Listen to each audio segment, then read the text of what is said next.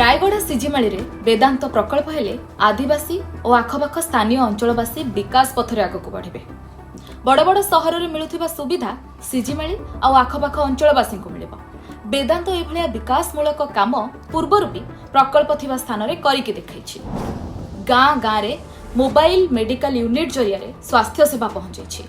नंदघर जरिया अंगनवाड़ी कायाकल्प बदलैछि। महिला मानक स्वावलंबी करिछि। तांको मनरे आत्मविश्वास भरि दैछि। गाँ गाँ रे विशुद्ध पानीय जल पहुंचाइछि। पारंपरिक हस्तकला को विश्व दरबार रे पहुंचाइबाकू चेष्टा करिछि। आ सबुठु बड़ कथा लोकंक मुहरे हस फुटैछि। केते दिन विरोध करिवे? काहेकि विरोध करिवे? विरोध कले लाभ कोन मिलिबो? जो माने विरोध रो कथा कहउचंती से माने केबे नियुक्ति रो कथा कहिचंती? केबे स्थानीय लोकन को चाकरी देइछंती? केबे नियुक्ति देइछंती? को अभावी परिवार रो भल मंदरे जाई ठिया हिछंती? केबे सहाय्य करछंती? अंचल रो समस्या रो समाधान केबे करछंती? जदि ना तबे तांको कथरे काहेकि आपण परिचलित हेबे?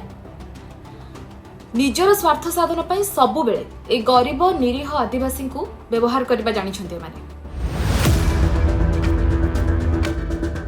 आदिवासी विकास को सहयोग करि पारंतनी किछि शिल्प विरोधी लोके।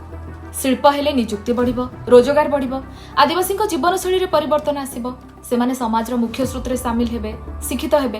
एतिर असुविधा कोन? बस एई कथा को सहज रे ग्रहण करि पारु नाहंती किछि शिल्प विरोधी लोके।